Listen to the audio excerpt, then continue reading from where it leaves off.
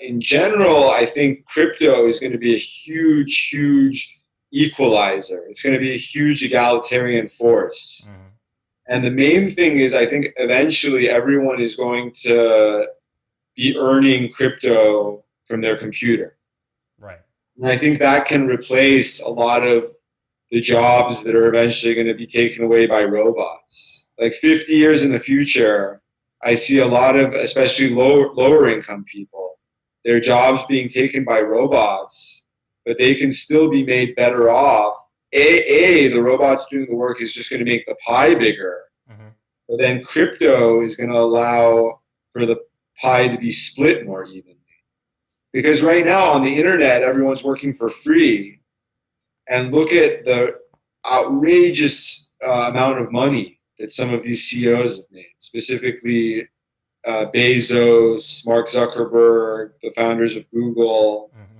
and it just seems insane. Like, yeah, they made a big they made a big advance. They made a big cultural advance. But for that, they should have like $2 or $3 billion. They shouldn't have $100 billion or $1 trillion.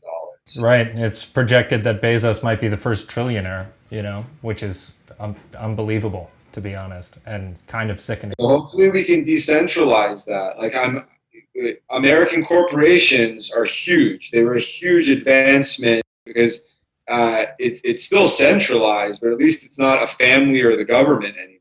Right. You can have someone like me, like, I start my companies, I add value, and then I leave, but I Hmm. still get to keep the value I created because they give me stock. So that's Right. already a huge advantage. But then if we can decentralize these corporations, make it so that everyone who's adding value, not just the people who have equity, but anyone who's using the platform can be getting equity essentially. And And that's that's what Everpedia is trying to do. Yeah, that's actually kind of a really noble goal in some ways because it follows more of a semi-social policy of company, public owner, like, employee ownership and user ownership, and there's some ownership being shared around on like a social setting. Do you know what I mean? What are your? I'm going down a tangent. I hope you don't mind. When it comes to this, when you're saying like crypto could be the great equalizer, the biggest question that I have, I grew up in Europe, right? So I grew up in Germany, and I've always seen that in Europe, there's a higher level of trust when it comes to how the government is going to spend their tax revenue. And if the government doesn't spend that tax revenue in the right ways, they throw a big fit. When you're talking about crypto being a great equalizer, there's a lot of people, and I'm open to being convinced otherwise, but that would probably just say, well, why don't we just get our tax code in order and we could have sort of similar results? Do you know what I mean? Because this is basically so crypto is not just about sharing value, Right. it's about sharing governance. For example, when you get IQ tokens on Everpedia, those IQ tokens are worth money. You can sell them and get money. Hmm. But then there are also votes. There are votes, for example, on what things can be cited as acceptable sources on the site. Right. Eventually, someday, maybe like we have a fight over who's going to be the CEO of the company, Hmm. and the token holders are going to be voting for that. So I think that this can help with governance too. Eventually, I'm not an expert. The thing I'm an expert on is using crypto for the consumer internet, getting Right. the whole consumer internet decentralized on crypto. But I'm sure it has applications for healthcare. It has applications for voting. Right now, there's all of these issues about voter fraud and mail-in votes. Yeah. And you suggest to someone like, "Yo, let's get the votes on the blockchain."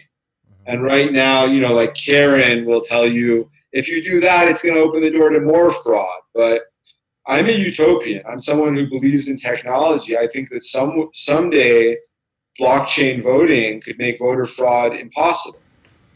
Absolutely. Smart contracts, that whole thing, everything that's involved with that. I mean, it seems logical. The only real hurdle is America's love of traditionalism. Do you know what I mean? I mean, there's a reason why we haven't abandoned the electoral college yet, and it's we like doing things the same way ultimately, and it's hard to get us to switch. And even just now, as you're seeing with mail-in ballots, it's almost impossible. And Colorado has had mail-in ballots for a long time, but other places it's like crazy thoughts for them. Yeah, also, people are Luddites. It takes people a long time. It takes decades after the technology's built to convince people to trust it. Hmm. Like one thing that I'm a very very big believer in self-driving cars. I think self-driving cars are going to come soon. I think they're going to completely change civilization. And right now, whenever there's posts about them on social media, you see all these people who are like, I'll never get in a self-driving car. The computer is going to kill me. The computer is going to get into a car accident. Hmm. And it's like, dog, humans are getting into car accidents and killing people All the all time, the time. every Like, day. if the computer kills someone, a self-driving car kills someone, it's probably going to be 1/1000th of the death that's already going on with humans doing it. Yeah, absolutely. Yeah, big time. So this is kind of how I feel about people being distrustful of blockchain solutions. It's just going to take a long time to gain their trust, but I think Corona is going to speed things up. Corona is kind of displaying to the public the fallibility of our existing systems. So they're going to be more open to technological change. Well, and that's always been sort of a thing that I've followed in this idea of like, um, look at electric cars. Even when you're talking about self-driving cars, electric cars in the first place, I've always said that unless it's as good, if not better, it's not going to catch on. You know what I mean? And so, like you're saying, this crisis might have it might be an opportunity to demonstrate why these systems are as good, if not better. Most of the time, they are better, but really demonstrate it. People need to see it in action and really be convinced of it. And I think, yeah, unless that is clearly shown, it won't be the case. What else are you working on right now? What's your next project? Because we just talked about Everpedia and Rap Genius and all this stuff, but what's next on your thing? Yeah, I was telling you, my right before this phone call, I was on a call with Lil B. Hmm. Who, Lil B, the bass god. He was one of the first rappers who I was like maniacally transcribing his lyrics on Genius. I remember when he dropped the album I'm Gay. I did an all-nighter. I put up all the lyrics myself. And I really didn't need to because at that point we already had enough traction that like I remember all of the early users, they were like, wait, why is this album already all up? Like I wanted to put one of the songs up. Hmm. I was really passionate about him as a rapper because he was all about social media. He was kind of the first rapper who mainly used social media to reach out to his fans. Right. And like you look at now, like with all the SoundCloud rappers and 6ix9ine, he kind of paved the way for all of the modern rappers, who are like the internet rappers. Yeah. And I remember the first time I ever met him was 6 years ago. He gave a talk at NYU. He gave a lecture at NYU, which kind of went viral on the internet. And then I asked him a question. I basically asked him if he likes Rap Genius, and then I took off my shirt to give him my Rap Genius T-shirt. Nice. And it was awesome. So then now I'm going from like being his biggest fan to hopefully we're going to be starting a company together. And it's called Sounds.tv. It's going to be live streaming. Musicians can put on virtual concerts. A lot of people are using other platforms to do it, but there's no dedicated platform. Like Well, people are yeah. putting on Zoom concerts. It was a thing when this thing started. I was waiting for somebody to come along who had the gumption and the technical know-how to just put something together that was live streaming. Pretty much what I'm assuming is like live streaming paywall. I don't know. Have you thought about limiting the number of people that are in there, kind of like a venue cap, so that a show could sell out, that kind of thing? Or Yeah. We want to make it fun and make it. It's not like you just pay and you go to a concert. It's right, more like a game. it's more like a what?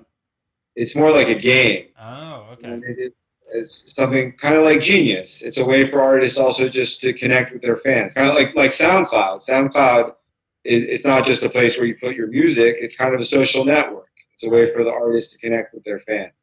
Right. I want to make it like that. And there's a need. Like Travis Scott went viral because he put a virtual concert on Fortnite. Yeah. And Fortnite's a video game. So like if people are using a video game to put concerts, then that for me screams that there should be a dedicated concert platform.